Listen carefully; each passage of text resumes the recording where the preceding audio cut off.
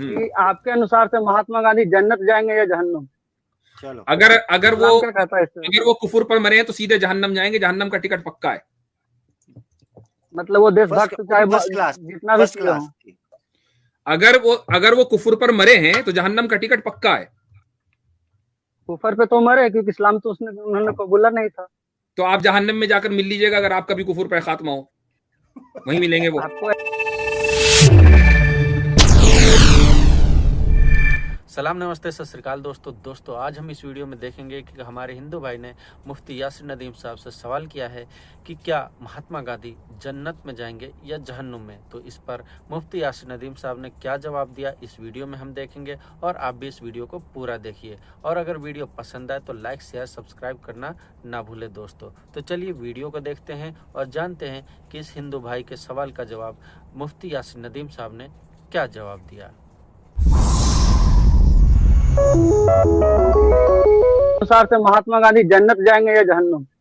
चलो, अगर क्या कहता है इससे? वो कुफर पर मरे हैं तो सीधे जहन्नम जाएंगे, जहन्नम का टिकट पक्का है। मतलब वो देशभक्त चाहे जितना भी क्लास। अगर वो कुफर पर मरे हैं तो जहन्नम का टिकट पक्का है। कुफर पे तो मरे, क्योंकि इस्लाम तो उन्होंने कबूला नहीं था। तो आप जहन्नम में जाकर मिल लीजिएगा, अगर आपका भी कुफर पर खात्मा हो, वहीं मिलेंगे वो। आपको ऐसा लगता होगा? वो 72 हुरों का ख्वाब आप दिखाते रहिए। मेरे हिसाब से तो जो आदमी कुफर पर मरेगा वो जहन्नम में जाएगा, वो चाहे कितना ही बड़ा महात्मा हो। भाई उनकी मुल्क के लिए खिदमत है, उसका जन्नत जहन्नम से क्या लेना देना। ये अजीब आप लोग क्वेश्चन करते हैं। जिस चीज का ताल्लुक आखिरत से है उसमें आप कौमी मसले हैं उसको कहां आप मिक्सअप कर देते हैं। एक आदमी की मुल्क, सुनिए, एक आदमी की मुल्क के लिए खिदमत है और उस एतबार से हम उनका एडमायर करते हैं। हम उनको एडमायर करते हैं कि एक आदमी की मुल्क के लिए बहुत ज्यादा खिदमत है और उसी एतबार से उस मुल्क में उनको महात्मा बोला जाता है, यानी एक बड़ी शख्सियत है, फादर ऑफ द नेशन है। बहुत अच्छी बात है, उन्होंने मुल्क को आजादी दिलाने में बहुत अहम किरदार अदा किया होगा। लेकिन जब बात ईमान और कुफ्र की आएगी, जब आप, चूंकि आपके यहाँ हिंदुओं में आधे हिंदू तो मानते नहीं है भैया, सावरकर को मानते हैं, वीर सावरकर, इसलिए मैं कह रहा हूं किया होगा। मैं आपके नैरेटिव के एतबार से कह रहा हूं, मेरे एतबार से तो किया है।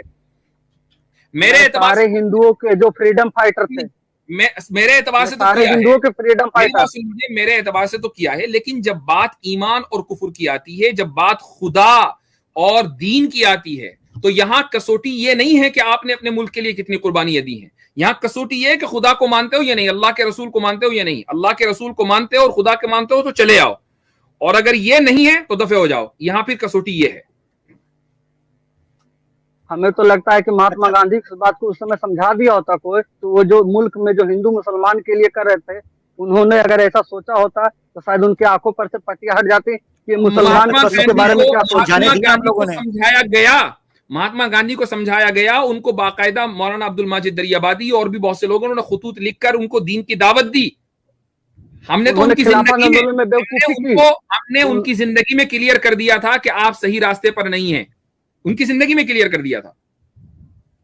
ये उनकी सबसे बड़ी गलतफहमी। इस बात को अगर आज के नौजवान जान लें कि ये जो ईमान वाले हैं, ये अपने जो फ्रीडम फाइटर हैं, हमारे देश को जितने लोग शहीद हुए हैं, उनको भी ये लोग नहीं मानते हैं कि वो जन्नत में जाएंगे। फिर ऐसा ईमान लाने पे क्या हो? बिल्कुल, चूंकि ईमान असल है, फ्रीडम फाइटर उन्होंने वो थे। ईमान असल क्या? हम उसके एतबार से कर सकते हैं, वो दुनिया का मसला है।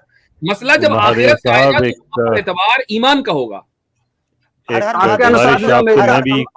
महादेव साहब, एक बात कहना चाहता हूँ, उनको गोली किसी मोमिन ने मारी थी? जहन्नम वासिल किसने किया था? नहीं, इसीलिए तो आ रही थी कि वो मुसलमानों के प्रति इतना झुक रहे थे। 65 तो फिर आपने मारा है ना? 55 लाख मारा है। उनको ठीक मारा, उसको तो ठीक मारा, ठीक किया, ठीक मारा। देखे, ये देख लें, ये देख लें। जब आप लोग हम ये कह रहे हैं कि उनका ईमान काबिल कबूल नहीं है, उस पर तो एतराज है, और उनको गोली मारी, वो ठीक है, इनके नजदीक वो ठीक है। ये उन्होंने इस तरीके से आप अपने फ्रीडम फाइटर्स को जो है उनको अहमियत देते हैं, आप उनको गोली मार देते हैं। ये फ्रीडम फाइटर्स का ये मेयार है आपके यहाँ, ये उनके हुकूक है, ये उनको गोली मार, क्योंकि उन्होंने पाकिस्तान बनवाने में कितना बड़ा रोल अदा किया था। तो ठीक है, इसका मतलब ये कि आप उनको महात्मा नहीं मानते ना? नहीं, मैं नहीं मानता उनको महात्मा। उन्होंने बंटवारा किया, गोडसे को महात्मा मानते हैं? हमारा देश का बंटवारा किया। गोडसे को महात्मा मानते हैं? नहीं, हम नेताजी सुभाष चंद्र बोस को महात्मा मानते हैं।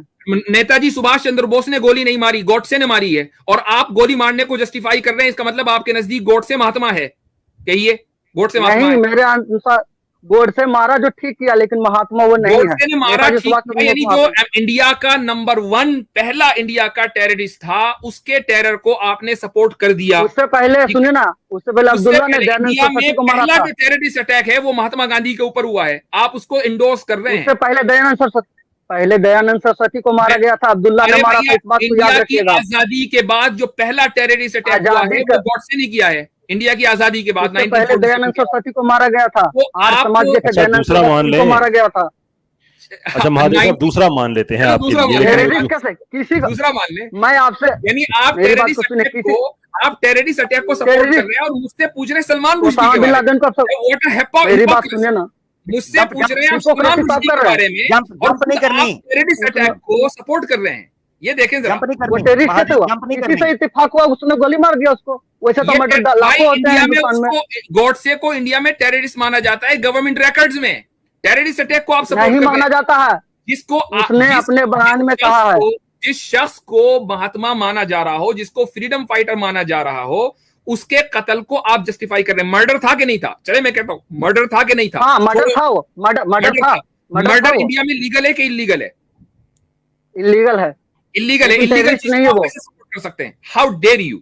इलीगल जो, मेरी बात सुनिए, पॉकेट मारना भी इलीगल है, तो पॉकेट मारना चीज को आप सपोर्ट कैसे कर सकते हैं? मुझे इसका जवाब। मर्डर और पॉकेट मार को सेम कर रहे हैं। इन्ना लिल्लाहि व राजिऊन। मेरी बात को सुनिए, यानी मुझसे आकर यह पूछ रहे हैं, ये आपकी मुनाफकत है कि मैं सलमान रुश्दी के बारे में बात करूं? आपकी मुनाफकत है।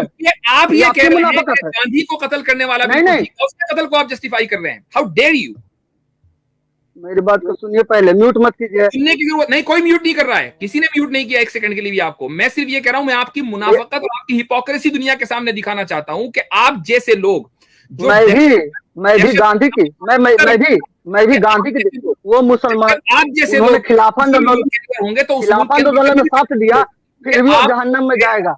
हिंदू और मुस्लिम के ऐनक से देखते हैं। अच्छा महादेव साहब, इसमें क्या प्रॉब्लम है? आप मुझसे ये क्यों नहीं पूछते हमसे कि जिस आदमी ने गांधी जी को गोली मारी थी, क्या वो जन्नत में जाएगा या नहीं जाएगा? वो भी जन्नत नहीं जाएगा, क्योंकि उसने कुफर किया। इन्होंने बोल दिया ना कि जो ईमान नहीं लाएगा, चाहे वो कोई भी हो। तो आपको इस चीज पे एतराज है कि जिसने गोली मारी है, ठीक हो गया ना? हाँ। मुसलमानों को चाहने वाला तो ये तो बहुत बड़ा जुर्म है। ये और बात है कि जो मुसलमानों से नफरत करे वो आपका प्राइम मिनिस्टर बन जाता है। लेकिन जिस आदमी को गोली लगी, उसके बारे में आपका ये सवाल है कि वो जन्नत में जाएगा या नहीं जाएगा। लेकिन जिसने मारी, आपका उसके बारे में क्या ख्याल है कि अगर जन्नत में नहीं जाएगा उसके बारे में तो मेरे को कंफ्यूजन ही नहीं है। मेरे को वाजिद सर ने बता दिया कि जो भी ईमान पर कायम नहीं है वो तो जाएगा ही जहन्नुम में। तो मैं ये बात खत्म हो गई ना। मुझे बताइए, मुझे एक बात बताइए कि इस जन्नत दोज़ख जिसको आप सिरे से मानते ही नहीं है, आपको इतनी क्यों खफगी है? हमने भी कभी किसी से पूछा कि जनाब आप स्वर्ग में जाएंगे या नहीं जाएंगे? भाई हम आपके स्वर्ग को मानते ही नहीं है, आप कहीं कि वो नहीं जाएंगे, हमें क्या परवाह है? आखिर मुझे बताएं, डर तो नहीं ऐसा कि कहीं ये सारा कुछ सच ना निकल आए?